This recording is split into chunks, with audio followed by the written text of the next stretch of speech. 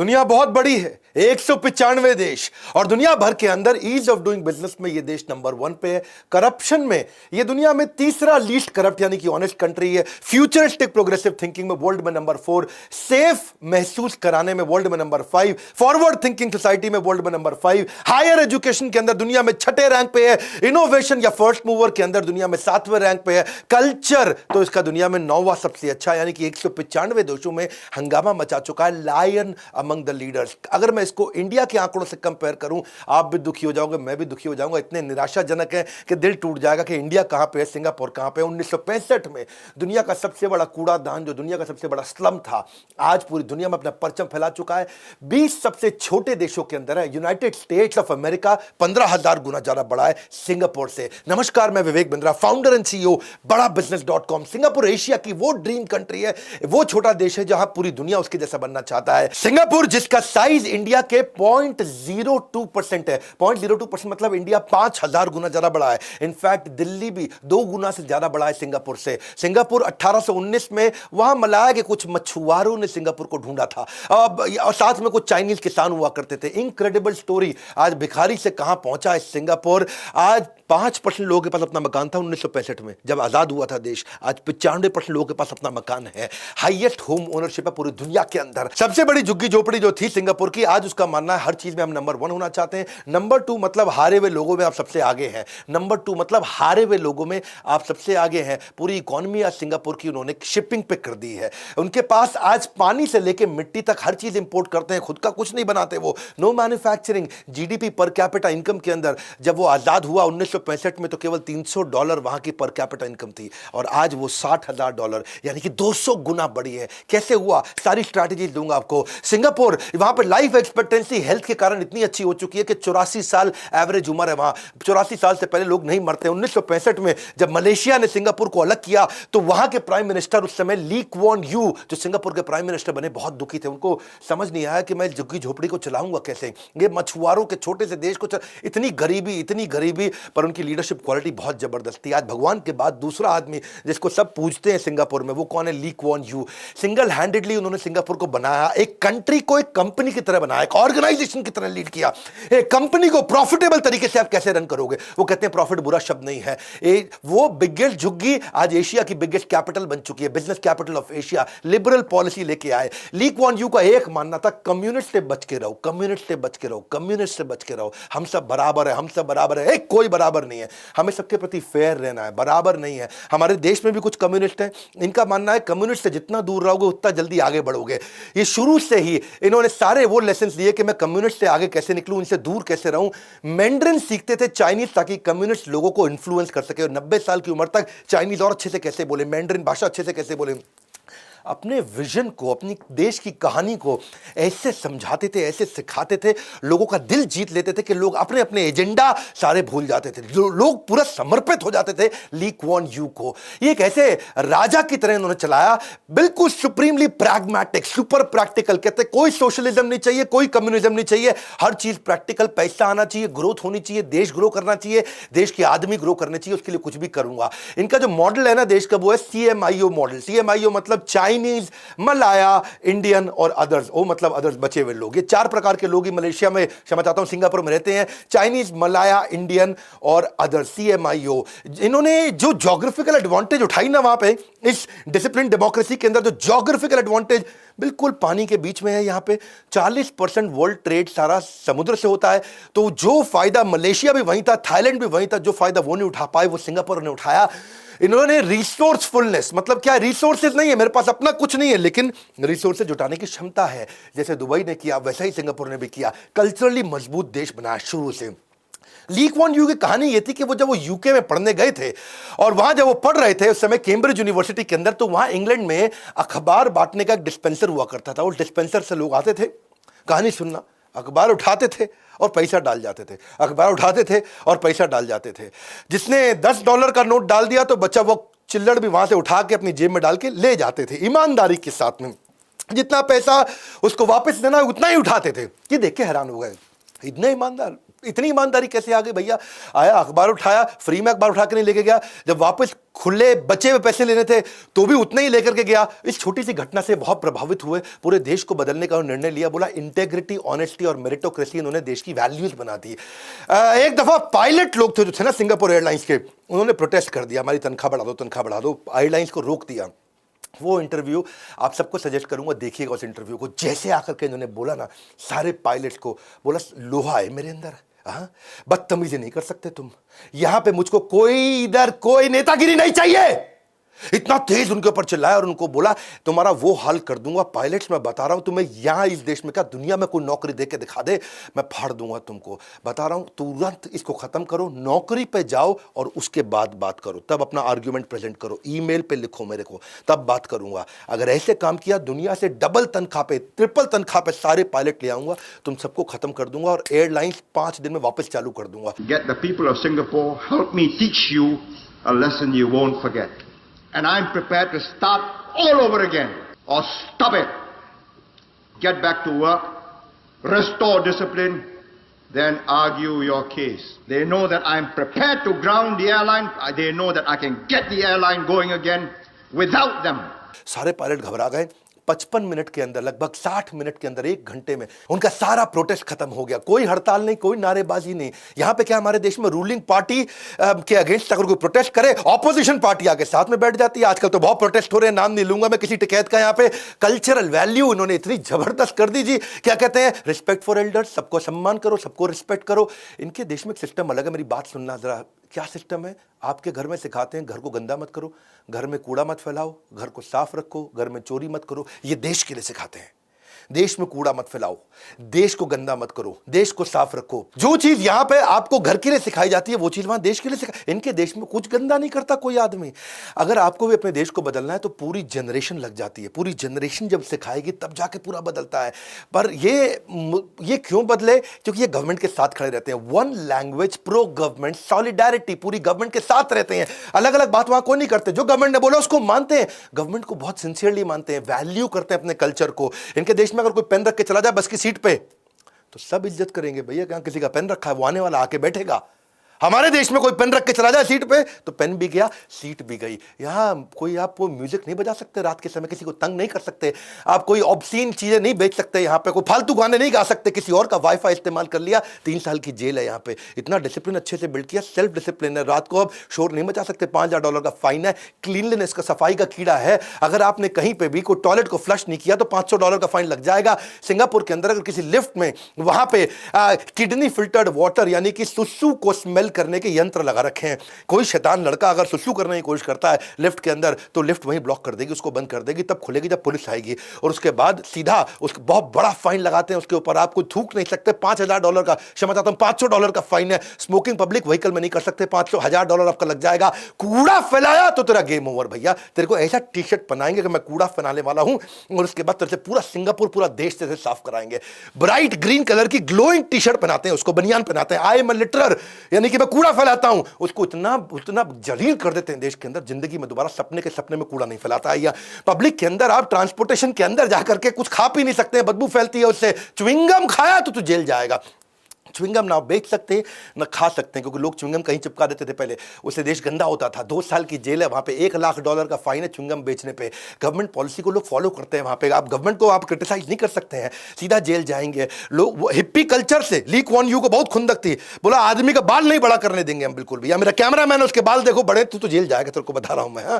तो इसलिए कह रहा हूं मैं कि बाल बड़े नहीं करने देते वहां पे। वो क्या कहते हैं कि गवर्नमेंट से अगर आपको रात को नाचने गाने का परमिट चाहिए तो परमिट मिलेगा, नहीं मिल भी गया तो तू बहुत मुश्किल से मिलेगा। आप ये नहीं कि सड़क पे कहीं भी, जैसे हमारे यहाँ है कि भैया हाथ देते हुए ट्रक को पार कर रहा है, रुक तू रुक, मैं सड़क पार कर रहा हूँ, रुक नहीं रहा, मैं सड़क पार कर रहा हूँ। वहाँ कोई सिस्टम नहीं है, इसको बोलते हैं जे वॉकिंग। तेरा $1000 का फाइन है, 3 महीने की जेल है। जब तेरी जेब्रा क्रॉसिंग पे ग्रीन लाइट होगी तभी तू चल के जाएगा। ऐसा कोई सिस्टम नहीं, इंटरफेयर नहीं कर सकते आप पब्लिक ट्रैफिक में, आप पब्लिक प्रॉपर्टी के साथ भी नहीं कर सकते। सेम सेक्स रिलेशनशिप, गे, लेस्बियन अभी तक वहां बिल्कुल अलाउड नहीं है। वहां पे आप अगर हाँ आपके पास ड्रग्स है तो ना आपको जेल होगी ना आपको फाइन होगा, उस पर सीधा फांसी होगी। उस पर सीधा ड्रग्स के मामले में कहते हैं कोई जेल नहीं, कोई फाइन नहीं, सीधा फांसी है आपको, कैपिटल पनिशमेंट बोलते हैं उसको। आप अगर ड्रग्स उनके देश में कंज्यूम करके चले गए तो भी गेम ओवर। ऑब्सीन मटेरियल नहीं बेच सकते, पोर्नोग्राफी नहीं बेच सकते, वहां पे घर पे भी तू नंगा नहीं घूम सकता, तेरी फोटो खींच ली ना खिड़की से किसी ने, तुझे जेल हो जाएगी। ग्राफिटी यानी कि सड़कों पर आप पेंट नहीं कुछ भी कर सकते। फाइन के साथ साथ वहां पे वो केनिंग यानी कि डंडों से पेलते हैं, वहां डंडों से मारना, पीछे सूद देते हैं, इतना सूदते हैं, इतना मारते हैं, उसके वो उनके लिए लीगल है वहां पे। करप्शन इम्पॉसिबल है, likelihood gold down, LGD likelihood gold down. वहां क्यों? क्योंकि इतना एजुकेशन पे फोकस है, इतना एजुकेशन पे फोकस है, वहां के सारे मिनिस्टर पूरी तरह एजुकेटेड, जबरदस्त एजुकेटेड है, उनको तनख्वाह सीईओ के बराबर मिनिस्टर को तनख्वाह देते हैं। कहते हैं कि भैया तेरी मिनिस्ट्री में अगर ग्रोथ आ जाए तो जो प्रॉफिट का शेयर भी दे दूंगा। मॉनिटरी नॉन मॉनिटरी रिवॉर्ड देते हैं अगर कोई ईमानदारी दिखाता है, इसलिए वहां कोई मिनिस्टर कोई करप्शन नहीं है। करप्शन के मामले में एकदम जीरो करप्शन, दुनिया में टॉप रैंक कर गया करप्शन ना होने के मामले में। वैल्यू और कल्चर इतना सिखा दिया, बचपन से ही एजुकेशन में इतना सिखा दिया। आप देखो ना, मैंने आपको बताया कि घर में रहते थे तो घर में बोलते थे आपको कि भाई तू घर साफ कर, यहां क्या बोलते हैं देश साफ कर। यहां कभी किसी ने बोला हमारे देश में कि जाके देश साफ कर या सड़क साफ कर, सब बोलते थे कि भैया घर साफ कर, किचन साफ कर, बेड साफ कर। वहां पे इतनी वैल्यू डाल दी है, करप्शन चली गई है। मिनिमम एजुकेशन क्राइटेरिया है वहां पॉलिटिक्स में आने के लिए, इतना कॉम्पेंसेशन है कि likelihood goes down, LGD likelihood goes down. कैसे करप्शन करेगा? और अगर तू बहुत पैसा कमा भी लिया, सिंगल प्रॉपर्टी रूल है, तू बहुत प्रॉपर्टी खरीद नहीं सकता, तेरे पे बहुत पैसा है, हाँ बहुत पैसा है, तो फिर भी तू एक ही मकान खरीदेगा, तू मल्टीपल मकान नहीं खरीद सकता। और अगर फिर भी तुझे बहुत खुजली हो रही है और फिर भी तू करप्शन कराया, तो वहां की जुडिशरी इतनी स्ट्रिक्ट है कि तुरंत कुछ ही दिनों के अंदर एकदम रिजल्ट आ जाता है, इतनी बड़ी पेनल्टी लगती है, गेम ओवर हो जाता है। इसलिए आज वहां खुशी खुशी बिजनेसमैन फ्लरिश कर रहा है। जिसका मन करता है जाकर के सुबह पहुंच सिंगापुर, शाम तेरी कंपनी चालू। नहीं समझा क्या? सुबह पहुंच जा, शाम को कंपनी चालू, सिंगल विंडो सिस्टम, फटाफट काम करेगा। हाईएस्ट नंबर ऑफ मिलियनियर्स हैं पूरी दुनिया के अंदर, इसलिए करप्शन नहीं है वहां पे। लीस्ट करप्ट कंट्री बन चुकी है। मेरिटोक्रेसी है ना, रूल क्या है? मेरिटोक्रेसी। जो मेरिट पे है वही आगे जाएगा। कोई जाति वाति का चक्कर नहीं है, कोई रिजर्वेशन का चक्कर नहीं है। किसी को हायर करना, नौकरी पर रखना, कोई नई पॉलिसी बनानी है, कोई किसी को तनख्वाह देनी है, किसी को तनख्वाह बढ़ानी है, किसी को एडमिशन देना है, किसी का एग्जामिनेशन है। नो करप्शन, सब कुछ मेरिट पे है। तेरे में दम है तो तू आगे जाएगा। तो किसी जात का, किसी धर्म का, किसी लिंग का, किसी देश का क्यों ना हो। रिजर्वेशन का मतलब है एंटी प्रोग्रेसिव, जो आदमी में दम है उसको आगे नहीं जाने देते। इंडियन सिस्टम क्या पूरी तरह ऑपोजिट है मेरिटोक्रेसी की। मेरिट पे नहीं चलाते यहाँ पे, यहाँ कास्ट, रिजर्वेशन और नेपोटिज्म पे चलता है सब कुछ। बिल्कुल उसके चक्कर में क्या, डॉक्टर गलत आता है तो वो एनेस्थीसिया गलत दे देता है, एनेस्थीसिया गलत देता है तो बेचारा कम एनेस्थीसिया दिया तो पेशेंट एक बेचारा ऑपरेशन के बीच में खड़ा हो गया। हाँ जी क्या हो रहा है जरा बताओ, जरा ऑपरेशन चल रहा है मेरा, है जी, उसको एनेस्थीसिया कम दिया, एक को एनेस्थीसिया ज्यादा दे दिया, उसका ब्रेन डैमेज हो गया। कितने बारी ऐसा होता है कि सर्जिकल इक्विपमेंट अंदर ही छोड़ के आ जाता है। सिजेरियन करते वक्त कभी कॉटन अंदर छोड़ देता है डॉक्टर, कभी बाएं पांव का करना था ऑपरेशन, दाएं पांव का कर दिया। एक बेचारी बूढ़ी महिला 60 साल की, उसको पानी पिलाना था, एसिड पिला दिया। अब ऐसे डॉक्टर का आप क्या करोगे, हैं जी? अंदर सुई छोड़ करके आ गया। कॉम्पिटेंट टीचर नहीं बन पाते हैं जब ऐसा रहता है। मेरिटोक्रेसी उनके देश की वैल्यू है। पूछा था किसी ने, ली कौन यूज है, तुझको इंडिया दे दें तू क्या करेगा? तूने सिंगापुर तो खड़ा कर दिया। बोला मेरिटोक्रेसी, इंटेग्रिटी यानी कि ईमानदारी, और उसको आगे बढ़ाऊंगा जिसमें दम है। हैं जी, वो क्या इंडियन टीचर क्या करे, स्पेलिंग बता रहा है, DANGEROUS, डंगर्स। डेंजरस को बता रही डंगर्स, हैं जी। नेचर को बता रही नुटूरे, फुटूरे, फुटूरे। भाई वो देश कैसे तरक्की कर सकता है जहां लोग अपने आप को पिछड़ा साबित करने में लगे हुए हों? अरे बिल्कुल मेरिट मेरिट मेरिट, इनका रूल मेरिट है। बोला हम सब बराबर नहीं है, जो ज्यादा कॉम्पिटेंट आगे जाएगा, एजुकेशन ज्यादा, कॉम्पेंसेशन ज्यादा है। ट्रांसपोर्टेशन का भी सिस्टम इन्होंने बड़ा अच्छा बना दिया। वो क्या कहते हैं, 8 वर्सेस 60, 8 वर्सेस 60 मतलब 2 गाड़ी में 8 लोग आएंगे, 2 गाड़ी का बराबर जमीन में जगह एक बस घेरती है, उसमें 60 लोग आएंगे। 2 गाड़ी में कितने बैठेंगे, एक गाड़ी में 4, एक गाड़ी में 4, 2 गाड़ी आगे पीछे खड़े करोगे तो बस के बराबर साइज हो गया। तो बोला बस में जाना, तू बहुत पैसा है तेरे पे, हाँ तो तेरी गाड़ी महंगी कर देते हैं। अभी इतनी महंगी कर दी, इतना टैक्स लगा दिया गाड़ी में, दुनिया में सबसे महंगी गाड़ियां वहां कर दी। बोला जरा गाड़ी मत खरीद, तू तेरे खरीदने नहीं देंगे गाड़ी, और तू खरीद भी लिया तो फिर भी तेरे पे इतना फाइन लगाते रहेंगे, तेरा मन ही ना करे गाड़ी चलाने का। 8 वर्सेस 60। बोला बस में जाओ, पब्लिक बस को बढ़िया बना के देंगे, तुमको ऐसी बना के देंगे, टाइम से आएगी बस, टाइम से जाएगी, मजा आएगा एयर कंडीशन बस के अंदर। क्योंकि 8 वर्सेस 60, 2 गाड़ी में 8, एक बस में 60, जगह बराबर घेरते हैं। इन्होंने सिस्टम बनाया कॉम्पेंसेशन का, ऐसे बढ़िया तनख्वाह दो। एजुकेशन के मामले में वर्ल्ड में नंबर 3, एशिया में नंबर 1, और एजुकेशन के आउटकम के मामले में वर्ल्ड में नंबर 5। तो भैया यहां पे सिंगापुर में मैंडेटरी कर दिया एजुकेशन पूरी, और साथ में एजुकेशन खुद भी उसको स्पॉन्सर करती है सरकार भी। और उसके बाद देश छोटा है तो कहते हैं भाई मिलिट्री में भी जाना पड़ेगा, हर आदमी को 2 साल के लिए मिलिट्री में जाना पड़ेगा। तो ये इनका मामला मानना बिल्कुल सिंपल है कि आईपी प्रोटेक्शन, किसी किसी ने कोई बढ़िया इंटेलेक्चुअल प्रॉपर्टी बना दी, उसको कोई कॉपी ना कर पाए, तो वर्ल्ड में नंबर 2 हो चुके हैं। इजराइल वर्ल्ड में नंबर 1 है, उसके बाद है ये वर्ल्ड की सबसे कॉम्पिटिटिव कंट्री के नाम पे आता है वर्ल्ड के अंदर नंबर 1। फीमेल 95% पढ़ी लिखी, मेल 99% पढ़े लिखे। मुद्दा बड़ा सिंपल है भैया, रूल है यहाँ पे एजुकेशन प्लस कॉम्पनसेशन। तू बढ़िया पढ़ाई कर, तुझे बढ़िया तनख्वाह देंगे। पैसा प्लस पढ़ाई, एजुकेशन प्लस कॉम्पनसेशन, पैसा प्लस पढ़ाई, सिंगापुर की शान बढ़ाई। मेरा मुद्दा समझो, देखो जब अगर किसी को एजुकेट कर दोगे बहुत इंडिया में और उसको तनख्वाह अच्छी नहीं दोगे तो विदेश भाग जाएगा। दूसरा, एजुकेशन नहीं दोगे, तनख्वाह दे दोगे तो वो धोखा देगा, गलती करेगा, नॉलेज नहीं है चोरी करेगा। तीसरा, ना एजुकेशन दोगे और ना कॉम्पनसेशन दोगे, ना एजुकेशन दोगे ना तनख्वाह दोगे तो फिर वो क्या करेगा वो मैं नहीं बताऊंगा वो क्या करेगा, वो आपको मालूम है क्या करेगा। है जी, यहाँ की मीडिया इन्होंने कंट्रोल कर दी। बोले मीडिया तुम वो दिखाओगे जो हम बताएंगे, बिल्कुल ब्रेन वॉश नहीं करोगे। नॉनसेंस फालतू न्यूज़ नहीं चलेगी यहाँ पे, यहाँ केवल न्यूज़ चलेगी पॉजिटिविटी की। लोग अगर सुबह न्यूज़ चैनल देखें तो इतना मोटिवेट हो जाए, इतना पॉजिटिविटी और ऑप्टिमिज्म आ जाए इनके यहाँ पे। केवल न्यू डेवलपमेंट, न्यू टेक्नोलॉजी, उसी के बारे में बताएंगे, देश की प्रगति के बारे में बताएंगे। ऐसा हमारे इंडिया जैसा न्यूज़ नहीं है यहाँ पे, चैन से सुना है तो जाग जाइए, सन्नाटे को चीरती सनसनी, वही सब नॉनसेंस चला रहा है यहाँ पे। ईज ऑफ डूइंग बिजनेस में आगे बढ़े। फॉरेन एड नहीं चाहिए इनको रियल ट्रेड चाहिए। Foreign add versus real trade. New Zealand के बाद आज वर्ल्ड में नंबर 2 पे है ये। क्यों? क्योंकि ये गेटवे बन चुका है इंटरनेशनल कंपनीज के लिए सिंगापुर में आकर के धंधा करने के लिए। सिंगापुर ने इतना फ्लेक्सिबल बना दिया अपने आप को। लेकिन इंडिया क्या है, ईज ऑफ डूइंग बिजनेस में 63वें रैंक पे।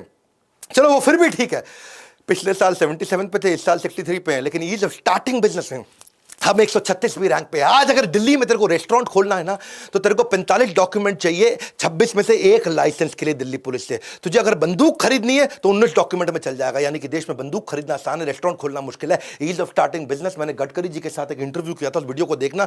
मैंने बोला आपको गडकरी जी कि इस पर बहुत काम करना जरूरी है। अच्छा देश क्या है जहां लीडरशिप अच्छी हो। यहाँ पे इनके 63 आइलैंड है सिंगापुर के छोटे छोटे, जो किसी काम के नहीं, ना पानी ना जन ना जीवन ना जात ना कुछ नहीं है वहां पे। ना अपना कोयला, ना अपना तेल, ना अपनी गैस, ना अपना लकड़ी, ना अपना एग्रीकल्चर, ना अपना मिनरल, ना अपना मेटल, अपना कुछ मैन्युफैक्चर नहीं करते। पूरी इकोनॉमी सर्विस बेस्ड कर दी इन्होंने। कहा छोटा देश है, यहां कहां मैन्युफैक्चरिंग सेटअप लगाएंगे, इसको सर्विस क्यों बनाते हैं। पूरा फ्यूचर ठीक करने के लिए आपको डिसीजन तो आज ही लेना पड़ेगा। सारे नेचुरल रिसोर्स इनके कहते हैं मेरे पास कुछ नहीं है, मेरे पास एक ही रिसोर्स है इंसान। इंसान को ताकतवर बना दो। ये कहते हैं मेरा एक ही नेचुरल रिसोर्स है पीपल। पीपल को इतना बढ़िया बना दिया कि कोई सिंगापुर के देश वाले छोड़ के नहीं जाता है, सिंगापुर छोड़ के जाएगा ही नहीं। ये सर्विस इंडस्ट्री का हब बन गया है आज। माइस यानी कि माइस को मतलब क्या होता है, मीटिंग, इंसेंटिव, कॉन्फ्रेंस और एग्जीबिशन। ये यानी कि जो भी कॉन्फ्रेंसेस दुनिया में होती हैं, एग्जीबिशन दुनिया में होती हैं, उसके लिए दुनिया में 3 ही सबसे बढ़िया शहर है। कौन से 3 शहर है?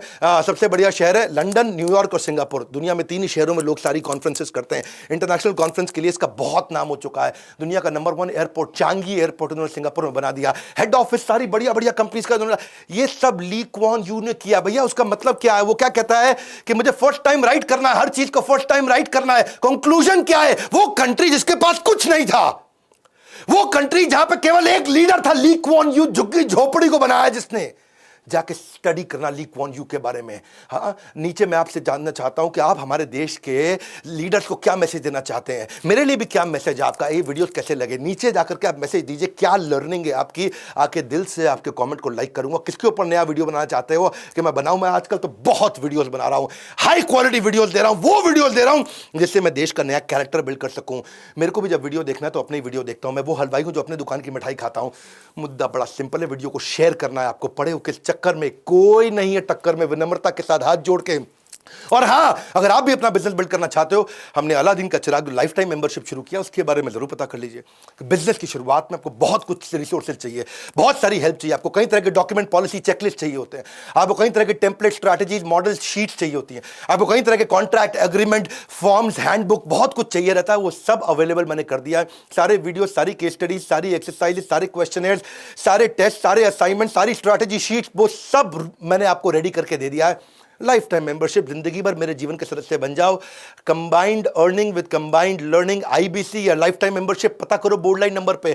फिर याद कराऊंगा सिंगापुर के वीडियो को सबको शेयर करो। यू नेवर नो क्या क्या लीडर बन सकते हैं। ये कहानी है एक ऐसे देश की जो रैग्स टू रिचेस। लाइक करके मेरा उत्साह बढ़ाइए। कमेंट बॉक्स पे आ रहा हूं आपसे मिलने के लिए, हमारे साथ जुड़े रहने के लिए, हर बार वापस आके वीडियोस को देखने के लिए, वर्ल्ड का नंबर 1 एंटरप्रेन्योरियल यूट्यूब चैनल बनाने के लिए आप सबका हृदय की गहराइयों से प्रेम पूर्वक धन्यवाद।